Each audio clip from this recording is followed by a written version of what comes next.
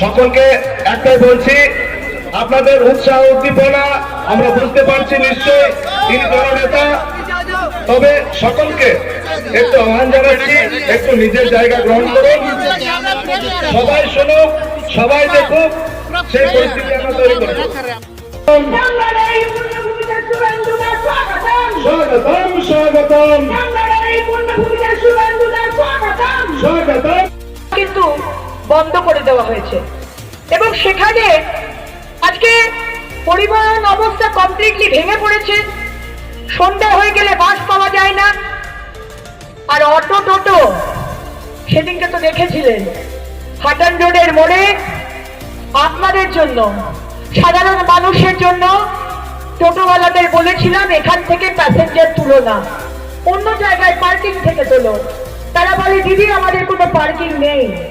আমি তারপর মেয়র সাহেবের কাছে যাই এবং ধন্যবাদ জানাই মেয়র সাহেবকে যে দুদিন আগে পুলিশ পাঠিয়ে তিনি পার্কিং এর ব্যবস্থা করছেন। যদিও বা উনি চেষ্টা করলেও তৃণমূলের আরেক গোষ্ঠী তাকে তার পার্কিং করতে দেবে না। এখানে বিনা রেজিস্ট্রেশন নাম্বারে বহু টোটো ঘুরে বেড়াচ্ছে, বাস নেই, বাসওয়ালাটা 200 টাকা দিনে পাচ্ছে না, এদিকে টোটোওয়ালাদের বিনা রেজিস্ট্রেশনে ইভেন ঝাড়খণ্ড থেকে প্রচুর টোটো এখানে ঘুরে বেড়াচ্ছে। আজকে রেল ফ্রেট হবে। আজকে মাননীয় প্রধানমন্ত্রী বলেন বাংলা এগিয়ে যাবে, কিন্তু আজকে আমাদের রেল তারা ফ্রেট করিডোর করবে বলে টাকা দিয়েছে, জমি দিয়েছে, কিন্তু এখনো সেই জমি রাজ্য সরকার দিতে পারছে না, কারণ সবকিছু দখল হয়ে পড়ে রয়েছে। আজকে আপনারা বাড়ি পাননি। আজকে আমি জানি আসানসোল দক্ষিণে লাখ লাখ মানুষ তারা মাটির বাড়িতে খুব কষ্টে রয়েছে, বাথরুম নেই, রাস্তা নেই, জল নেই। কালাঝড়িয়ার ব্রিজ 7 মাস আগে ভেঙে পড়েছে। আজকে বালি চুরি করে করে কালাঝড়িয়ার ব্রিজকে ভেঙে দিলেন, কিন্তু এই 7 মাসে কালাঝড়িয়ার ব্রিজ ঠিক হলো না এবং সাধারণ মানুষ প্রায় 51টা গ্রাম জল পাচ্ছে। জল পেত এই কালাঝড়িয়া থেকে, তারা এখন জল পাচ্ছে না। আজকে আমাদের সন্তানরা কাজ নেই, তারা চলে গেছে অন্য রাজ্যে পরিযায়ী শ্রমিক হয়ে। আজ কিন্তু সবকিছু পরিবর্তন হবে, সব হবে। 2026 বাংলার মানুষ পরিবর্তন চাইছে এবং আজকে আমি সম্মানীয় বিরোধী দলনেতাকে বলেছি, দাদা আপনি পশ্চিমবঙ্গের দুর্নীতির কথা তো অবশ্যই তুলে ধরবেন, কিন্তু তার সাথে সাথে আমরা সরকার 2026-এ মোদী সরকার যখন হবে তখন আমরা বাংলার মানুষ, আমরা আসানসোলের মানুষ, আমরা আসানসোল দক্ষিণের মানুষকে কি কি দেব, আজকে সম্মানীয় শুভেন্দু অধিকারী আপনার সামনে রাখবেন। এইটুকুই বলার। এই জায়গাটা স্পেসিফিক্যালি আমরা চুজ করেছিলাম আজকের সভার জন্য, কারণ প্রথমত তো হচ্ছে এইদিকে খুব একটা সভা হয়নি, তাই এখানকার স্থানীয় মানুষ তারা চেয়েছেন যে দিদি আমাদের এখানে সম্মানীয় বিরোধী দলনেতাকে আনা হোক।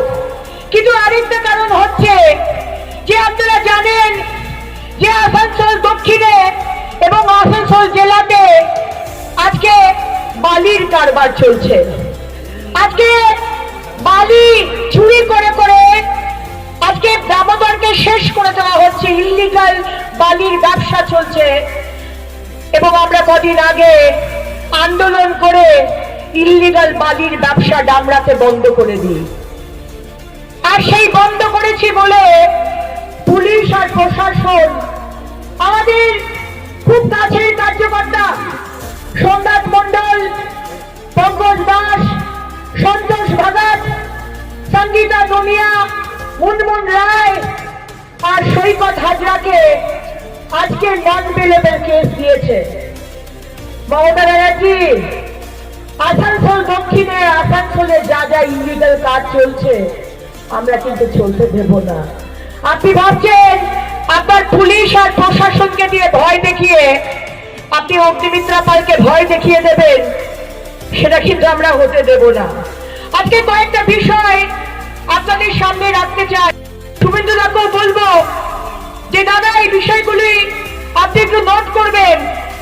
আসানসোল পুর নিগম মানে আসানসোল মিউনিসিপ্যাল কর্পোরেশন, সেখানে অবসরপ্রাপ্ত কর্মীরা তারা পেনশনের টাকা পাচ্ছে না। আজকে পুরো অস্থায়ী কর্মচারীদের বেতন থেকে পিএফ কাটা হচ্ছে, কিন্তু সেই পিএফ অ্যাকাউন্টে জমা হচ্ছে না। এটা কিন্তু একটা ঘোরতর অপরাধ। আজকে এই কাজ যারা করে তাদের কিন্তু জেল হবার কথা। আজকে কোনো ঠিকাদার তারা টেন্ডারে পার্টিসিপেট করতে পারছে না। কারণ কি জানেন? কারণ কর্পোরেশনে যারা মাথায় বসে রয়েছে তারা ঠিকাদারের থেকে এত কাটমানি চাইছে যে তারা টেন্ডার দেওয়ার জন্য যে মিনিমাম প্রফিটটুকু তাদের রাখা দরকার ছিল তারা রাখতে পারছে না। আজকে এই এলাকাতে এবং বাকি অনেক এলাকাতে বাস চলতো, আজকে আমাদের বাস স্ট্যান্ডে আটকে দিয়েছেন। কিন্তু নাও রাজু আলিওয়ালাজি, এখানে এসে দেখুন, এখানে এসে জমায়েত দেখুন, আটকাতে পারেননি, আর 2026-এ আটকাতে পারবেন না। এইটুকুই বলার ছিল। অনেক অনেক ধন্যবাদ পাশে থাকার জন্য। বাংলার মানুষ, বাংলার 10 কোটি মানুষ পরিবর্তন চাইছে। 2026-এ আমাদের অভিভাবক যশস্বী প্রধানমন্ত্রীর নেতৃত্বে এই পশ্চিমবঙ্গে সুশাসনের সরকার হবে। পাশে থাকবেন। যে এত ব্যস্ততার মধ্যে আজকে আসানসোল দক্ষিণ বিধানসভাকে এবং সমস্ত আমাদের কার্যকর্তা বৃন্দকে আপনি আজকে যে সময় দিয়েছেন, আপনাকে অনেক অনেক ধন্যবাদ।